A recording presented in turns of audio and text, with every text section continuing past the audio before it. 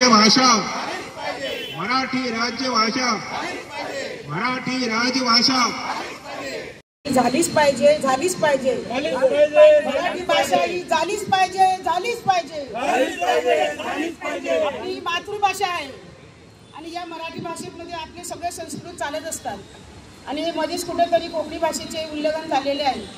तर आम्ही सगळ्यांनी मिळून ही मराठी भाषा देण्यासाठी सगळ्यांनी एकजूट होऊन आपण सगळ्यांनी आंदोलनात सहभाग व्हायला पाहिजे। आम्ही पाहिलेलं आहे गोमंतकामध्ये शिवाजी महाराजांच्या काळापूर्वीपासून 9व्या शतकापासून मराठीचे शिलालेख सापडलेले आहेत। तेव्हापासून मराठी भाषा ही गोमंतकामध्ये रुजलेली भाषा आहे। ती आज तागत ही भाषा व्यावहारिक झालेली आहे। सर्व सांस्कृतिक कार्यक्रमामध्ये प्रत्येक लग्न मंडपामध्ये सगळी मराठी भाषा आजही कोकणी लोकांकडून वापरली जाते। आणि याचा अर्थ असा नाही की आम्ही कोकणीचा द्वेष करतोय, पण ह्या गोमंतकाच्या सरकारला काय वेळ लागलेला आहे का? हीच भाषा वापरायची वेळ आलेली आहे। त्यांना साधं व्यवहार ज्ञान कळत नाही। जी भाषा वापरली जाते व्यवहारात सर्वत्र वापरली जाते, जिचा सर्वांशी संपर्क आहे, त्या भाषेला तुम्ही दुसरा स्थान देताय आणि त्याला राजभाषेचा दर्जा देत नाही, ही अगदी लाजिरवाणी बाब आहे। म्हणून या सरकारला कुठली भाषा कळते हेच मला कळत नाही। यासाठी आम्ही सर्व एकत्र येऊन आपलं आंदोलन तीव्र केलं पाहिजे आणि मराठी राजभाषेला लवकरात लवकर आमचा सन्माननीय राजभाषेचा दर्जा मिळवून द्यावा। गेल्या अनेक वर्षापासून मराठी राजभाषा व्हावी यासाठी अनेक प्रकारची आंदोलने चळवळ आयोजित करून सरकारला इथं लक्ष वेधण्याचा प्रयत्न झालेला आहे आणि त्यामुळे आता प्रत्येक तालुक्यामध्ये अशा प्रकारचे धरणे कार्यक्रम आयोजित केले जातात। आज आपण मुरगाव तालुक्यामध्ये हा धरणा धरलेला आहे। या मागचा उद्देश केवळ एवढाच आहे की आम्ही आमच्या गोवा सरकारला विनम्र विनंती करतो की आपण ह्या मराठी राजभाषेला मराठी राजभाषेचा दर्जा देऊन आमची मागणी पूर्ण करावी। एक निर्णय झाला रिसेंटली की कोकणी जो परीक्षेमध्ये नोकरीच्या परीक्षेमध्ये जो पेपर फक्त आणि फक्त कोकणी भाषेत सादर करण्यात आला। खरं तर राज्यभाषा कायदा असा आहे की कोकणी तेव्हा दुर्दैवाने 1987 साली कोकणी राज्यभाषा केली, त्याचबरोबर मराठी सहभाषा म्हणून नमूद केलं गेलेलं होतं। तरी पण सरकारचं काय विचार आहे, काय धोरण आहे, एक प्रकारचं षडयंत्र आहे सरकारचं की फक्त कोकणीला त्यांनी आजपर्यंत सपोर्ट केलेला आहे। फक्त मराठीच का? कारण गोव्याचं बघितलं तर गोव्याची सांस्कृतिक भाषा धार्मिक भाषा ही मराठी होती। इतिहास काळात बघितलं तर मराठ्यांच्या काळापासून आणि प्री पोर्तुगीज म्हणजे पोर्तुगीज काळापासून एकदम डॉक्युमेंटेड आहे की मराठी ही ॲडमिनिस्ट्रेटिव्ह म्हणजे राजकारभाराला वापर करणारी भाषा होती। हे एकदम त्यांनी लिखित स्वरूपात आहे, अजूनही तुम्ही लायब्ररीमध्ये बघू शकता।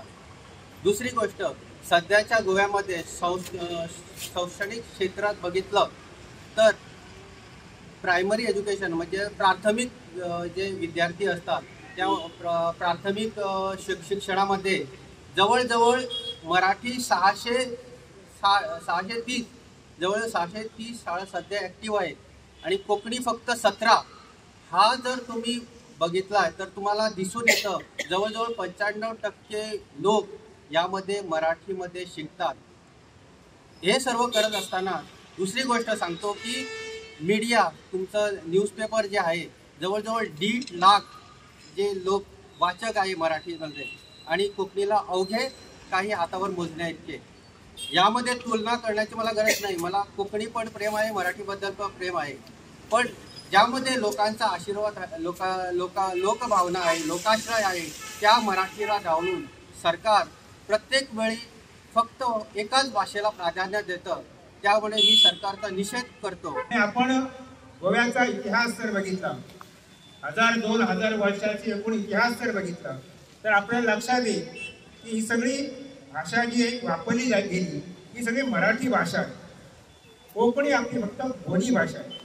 पण एक मोठं षडयंत्र गोव्यात केलं गेलं आणि या षडयंत्राच्या माध्यमातून कोकणीला राज्यभाषा केली. आणि कोकणी राज्यभाषा करत असताना महत्वाचा एक मुद्दा म्हणजे बाकीच्या राज्यात आम्ही जेव्हा जातो तेव्हा सगळीकडे राज्यभाषा जी आहे ती त्या प्रदेश असेल त्या प्रदेशची भाषा जी आहे ती बंगाली, समजा बंगालमध्ये असेल तर बंगाली भाषा आणि कुठे पंजाबी असेल तर पंजाबी भाषा, अशा प्रकारे राज्यभाषा झालेली आहे. गोव्यात मात्र आपण जर तो पूर्ण जर वाचून घेतलं आपण त्याचं एकूण सगळे इन्शेटचं, तर आपल्या लक्षात येईल की भाषा जी आहे ती कोकणी देवनागरी अशा प्रकारची आहे. खरं म्हणजे राजभाषा अशी असू शकत नाही, एकच काय ते असेल त्याच्यात ती स्क्रिप्ट जी आहे ती लागू नये खरं म्हणजे. पण अशा प्रकारची स्क्रिप्ट लावून सरकारने, त्या काळच्या सरकारने किंवा त्या दिल्लीच्या सरकारने हे सगळं चूक केलेली आहे. ही मोठी घोडचूक आहे. आणि त्यामुळे गेल्या 40 वर्ष आपण इकडे अनेक संघटनेच्या माध्यमातून किंवा मराठी भाषा समितीच्या माध्यमातून ही जी चळवळ चालू आहे ती अजून काही बंद झाली नाही. कारण आपल्याला राजभाषेचा दर्जा जो आहे तो अजून दिलेला नाही. गेली 40 वर्ष आपण गोमंतकीय मराठीसाठी झगडतो आहोत. वाटलं होतं मराठीचा संघर्ष मिटेल, पण आता पुन्हा एकदा या संघर्षाला सुरुवात करावी लागली. शिक्षणातून मराठी हटवण्याचा कुठे डाव सध्या खेळले जाईल. मी गेली 40 वर्ष आंदोलनामध्ये आहे. ज्या ठिकाणी उभा आहे त्या ठिकाणी फार मोठं आंदोलन 27 साली झालं होतं. तर प्रचंड गर्दी होती. वाटलं होतं मराठीचा वनवास संपेल त्यावेळी, पण पुन्हा एकदा मराठीच्या वनवासाला सुरुवात झाली. मला स्वतःला अभिमान वाटतो. या भर पावसात सुद्धा काही मोजकी मंडळी का असेना ती निश्चय आलेली आहे. त्यांच्या मनामध्ये मराठीविषयीचं प्रेम आहे. आणि मला खात्री आहे आपण जर आपला आवाज बुलंद केला तर सरकार आमची मागणी पुरी करेल. शिक्षणामधून मराठी जर गेली तर आपली गोव्याची संस्कृती लयाला जाणार आहे. संस्कृती टिकवायची असेल तर आपल्याला मराठीचाच आधार घ्यावा लागेल. आता जो मराठी आणि कोकणीचा जो भेदभाव चालू आहे ही अत्यंत एक दुःखद गोष्ट आहे. मी सर्व गोवेकरांना सांगू इच्छितो की मराठी हा संस्कृतीचा पाया आहे. It is the base of Goan culture.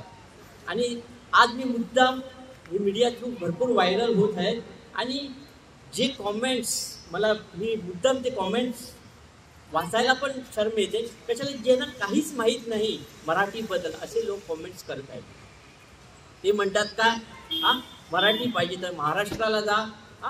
त्यांना एवढं सुद्धा माहीत नाही की जी संस्कृती आहे आमची. जेव्हा पोर्तुगीज काळीसुद्धा काय होतं, मराठीतच शाळा होता, मराठीतच वृत्तपत्रके होती, मराठीतच भजन गायन, मराठीतच कथन पठण होत होतं.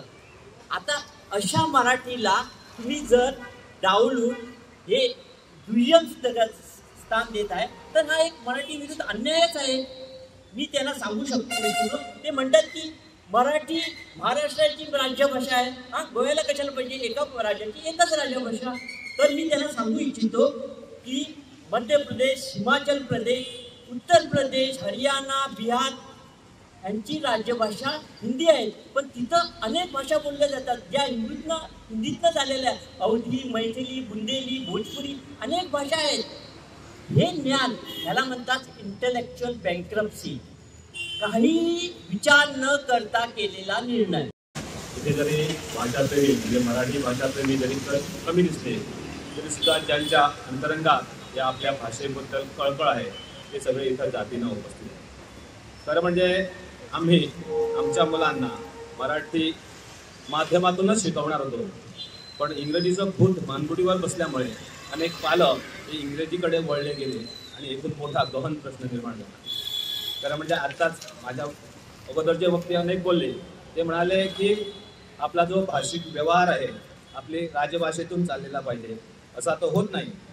त्यामुळे जो माध्यम प्रश्न एक मधल्या काळात निर्माण झालेला होता आणि जो अजूनपर्यंत संपला नाही, अशा प्रकारच्या प्रश्नामुळे अनेक भाषिक मराठी भाषिक प्रेमी सुद्धा इंग्रजीकडे वळले. त्यामुळे एक विषय मराठी किंवा कोकणी असा घेऊन मुलांनी शिकावा असं जर 5वी पासून पुढचं जर धोरण होतं त्या धोरणाप्रमाणे आमची मुलं ही मराठी एक विषय घेऊन पुढे 10वी 11वी 12वी पर्यंत पोहोचली. आणि आत्ता जो प्रश्न उपस्थित या सरकारनं केला आहे तो म्हणजे गोमंतकीय ना नोकरी मिळावी म्हणून जे गोमंतकीयांच्या नोकरीसाठी घेतल्या जाणाऱ्या परीक्षेमध्ये फक्त कोकणीतून प्रश्नपत्रिका मिळेल आणि त्याचं उत्तर जर दिलं तरच त्या मुलांना नोकरी भेटेल. पण ज्या मुलांनी 10वी पर्यंत म्हणजे मागच्या 10, 15, 20 वर्षामध्ये मराठी विषय 5वी ते 10वी किंवा 11वी 12वी या 2 इयत्तामधून सुद्धा ज्यांनी घेत आहे त्यांच्या पुढे मोठा गहन प्रश्न निर्माण झाला. त्यामुळे माझी सरकारला विनंती आहे की मराठी राजभाषा हा एक तर विषय आहे पण आत्ता तातडीनं जो हा कोकणीचाच पेपर घेतला परीक्षेचा लिखित पेपर घेतला जातोय तो बंद करून कोकणी बरोबरच मराठी भाषेत सुद्धा ती प्रश्नपत्रिका त्या नोकरीसाठी जे कोण उमेदवार जाणार आहेत किंवा त्या परीक्षेला बसणार आहेत त्यांना उपलब्ध करून द्यावी अशी मी नम्र विनंती करतो.